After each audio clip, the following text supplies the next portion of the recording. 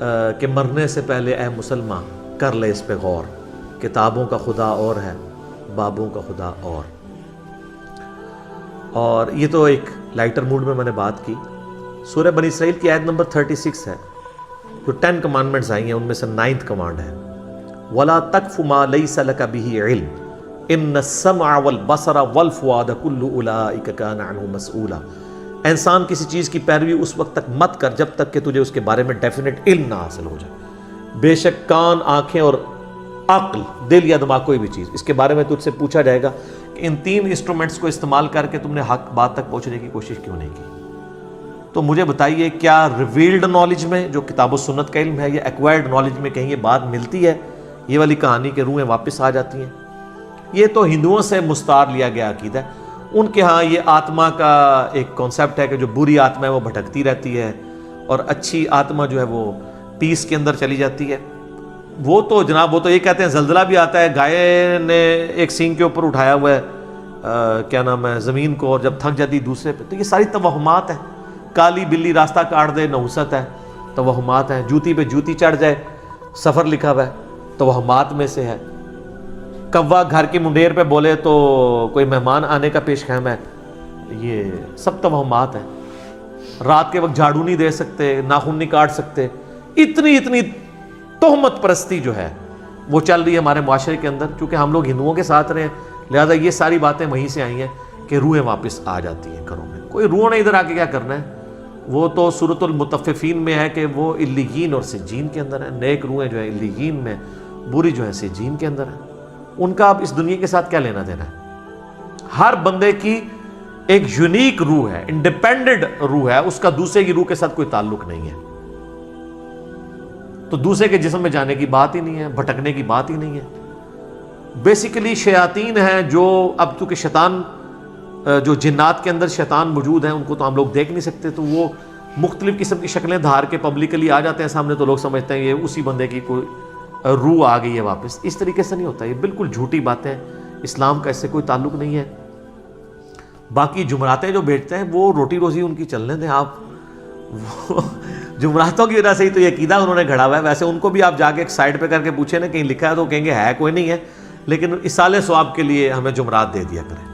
تو ٹھیک ہے، میت کی طرف سے صدقہ ہو سکتا ہے، میرا تو اس کے اوپر لیکچر ریکارڈڈ ہے، مسئلہ 74، میت کی طرف سے صدقہ اور خیرات کا ثواب اسے ملتا ہے۔ صحیح مسلم میں حدیث ہے کہ میت کو 3 اعمال کا ثواب پہنچتا ہے۔ نمبر 1 علم کی بات جو اس نے اپنی زندگی میں کی، اس کے مرنے کے بعد بھی اسے ثواب ملے گا، جیسے امام بخاری امام مسلم کو مل رہا ہے۔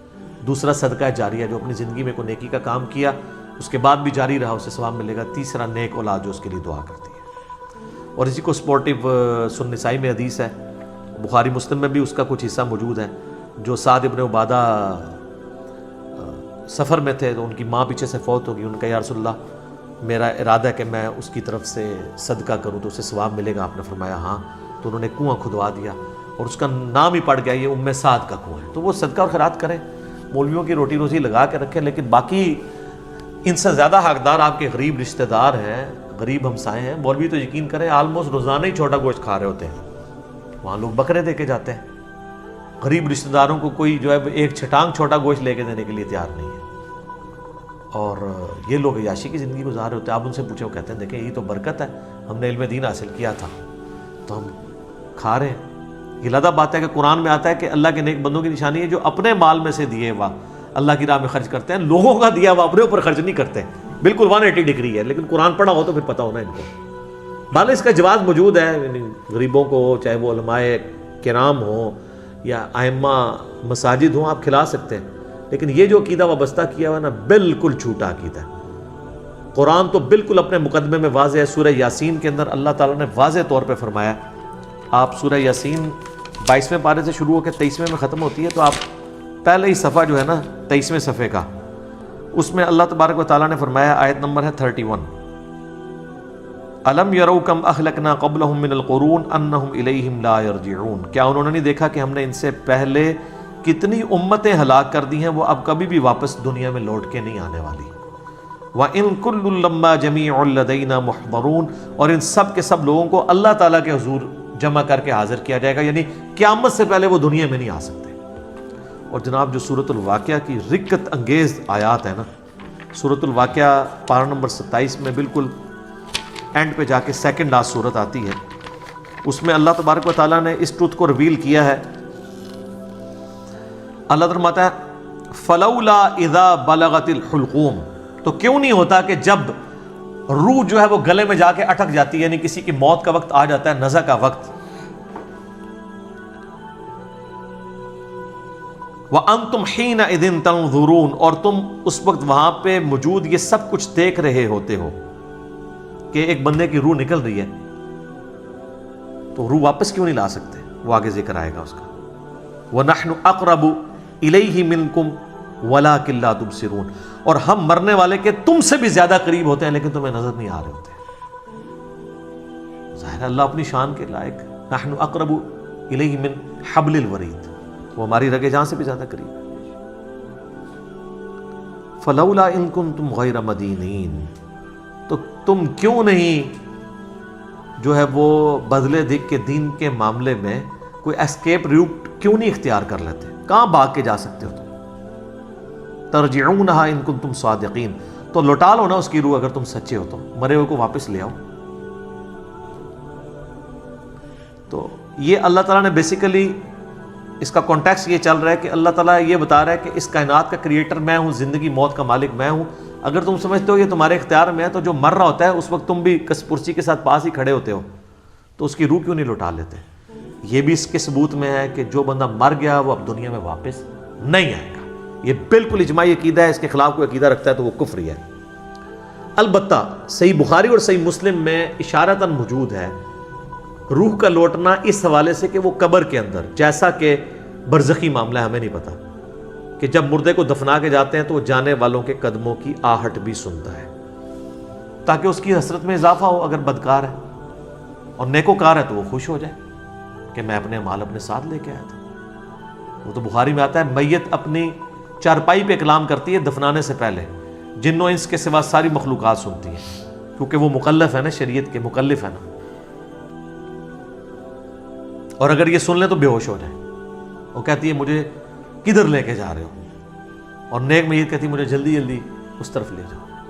یہ جناب بڑا خطرناک معاملہ ہے۔ اللہم انی اعوذ بک من عذاب جہنم ومن عذاب القبر ومن فتنة المحیا والممات ومن شر فتنة المسیح الدجال۔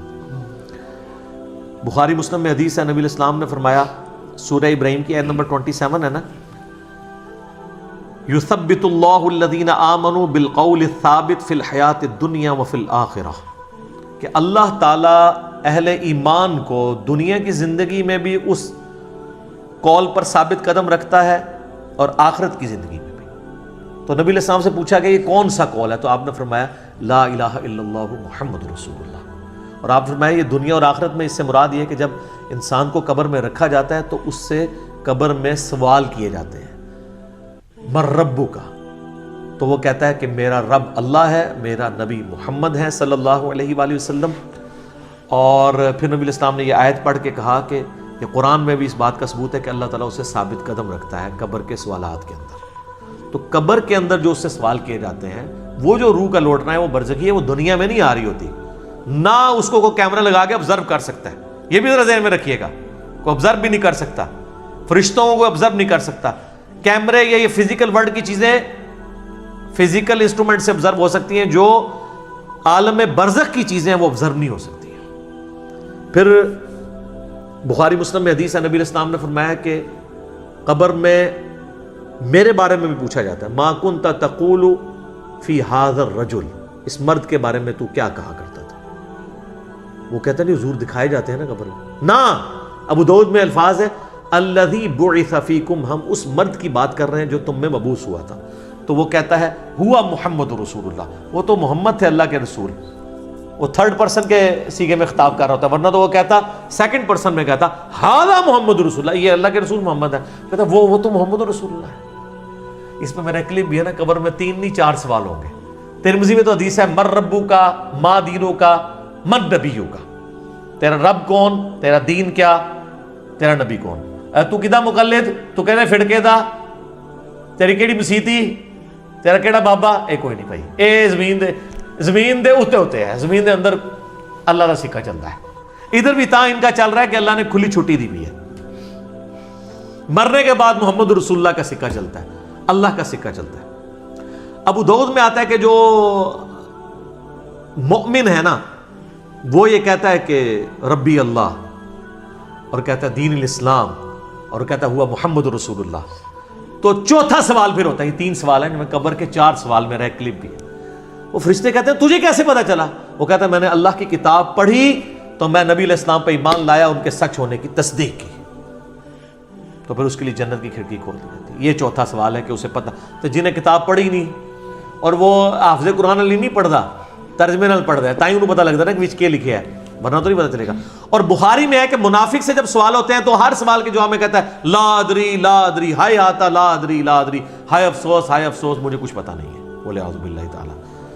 تو فرشتے اسے تو چوتھا سوال پھر کرتے ہیں، جب وہ کہتا ہے نا مجھے کچھ پتہ نہیں، تو وہ پھر کہتا ہے کہ میں تو وہی کہتا تھا جو لوگ کہتے تھے، سن سنا کے سنی، یعنی ہم تو شروع سے ہی یہ ہیں، ہم تو شروع سے ہی یہاں مانتے ہیں، میں تو یہی کہتا تھا۔ تو فرشتے کہتے ہیں لا دریتا ولا تلیتا، کیا تو نے خود ادراک کرنے کی کوشش نہیں کی، خود پڑھنے کی کوشش نہیں کی، یا کوئی ایسا شخص جو تجھے بتا دیتا اگر تو پڑھنا نہیں جانتا تھا؟ تو فرشتے پھر اسے ایک گرز مارتے ہیں، اور زمین و آسمان کی ہر مخلوق اس کی آواز سنتی ہے سوائے جن و انس کے، اگر یہ سن لیں تو بے ہوش ہو جائیں۔ اور حقیقت بات ہے کہ آپ اتنے بڑے بڑے جو بزرگ دفنا کے آتے ہیں نا، ان کے گرز کی آواز اگر آپ کو آئے نا تو رحمت اللہ علیہ کہنا چھوڑ دو تسی، یہ شکر اللہ نے پردہ رکھا ہے، باہر آواز نہیں آتی ہے۔ تو یہاں پہ روحوں والا معاملہ ہے، لیکن وہ بھی اب روحوں کے ساتھ ساتھ آپ نے کتنے بزرگوں کو بیچ میں جو ہے وہ نگلوا دیا، لیکن یہ حقیقت ہے، یہ کتابوں کا دین ہے جی، یہ بابوں کا دین نہیں ہے۔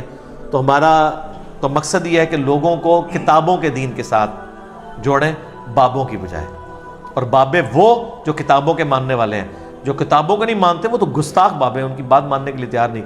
یہ روحوں والا عقیدہ بھی بابوں کا گھڑا ہوا ہے۔ یہ اذانیں شروع ہونے لگی ہیں، انشاءاللہ بقیہ کے سوالات اذانوں کے وقفے کے بعد۔